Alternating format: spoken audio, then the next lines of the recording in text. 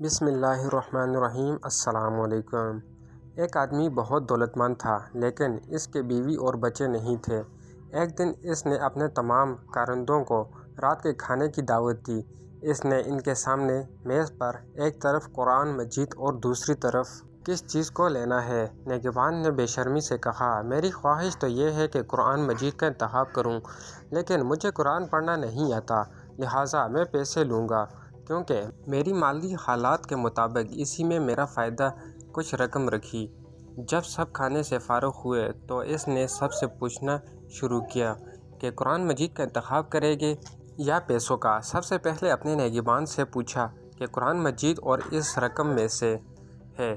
اس کے بعد کسان نے کہا کہ اب تم انتخاب کرو۔ کسان نے کہا، میری بیوی بہت بیمار ہے اور اس کے علاج کے لیے مجھے پیسوں کی ضرورت ہے۔ اگر میری بیوی کا مسئلہ نہ ہوتا تو میں یقیناً قرآن لیتا، لیکن فی الحال سے رقم لوں گا۔ اس کے بعد اپنے باورچی سے پوچھا۔ باورچی نے کہا، مجھے تلاوت قرآن کا بہت شوق ہے لیکن اس کے لیے وقت میسر نہیں ہوتا، اس لیے پیسوں کا انتخاب کرتا ہوں۔ آخر میں اس نے نوکر سے پوچھا جو اس کے جانوروں کو چارہ ڈالتا تھا اور کہا کہ مجھے یقین ہے کہ تم پیسوں کو ہی منتخب کرو گے تاکہ کھانے کے لیے کچھ خرید سکو اور ان پھٹے پرانے جوتوں کی جگہ کوئی نیا جوتا خرید سکو۔ اس لڑکے نے جواب دیا، یہ بات درست ہے کہ مجھے نئے جوتوں کی ضرورت ہے یا یہ کہ ایک مرغ خریدوں اور اپنی ماں کے ساتھ مل کر اسے کھاؤں، لیکن میں قرآن لوں گا کیونکہ میری ماں کہتی ہے کہ کلام الہی ایک کلمہ دنیا کی ہر چیز سے بہتر ہے اور وہ شہد سے بھی زیادہ شیریں ہے۔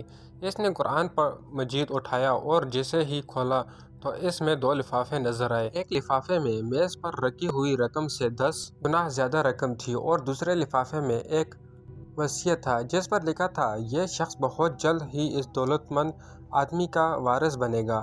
اس دولت مند آدمی نے کہا، اللہ تعالیٰ کے بارے میں جس کا گمان درست ہوتا ہے، اللہ اسے کبھی بھی نا امید نہیں کرتا۔ آپ بھی اپنے اندر جھانک کر دیکھیے کہ اللہ کے بارے میں آپ کا گمان کیسا ہے۔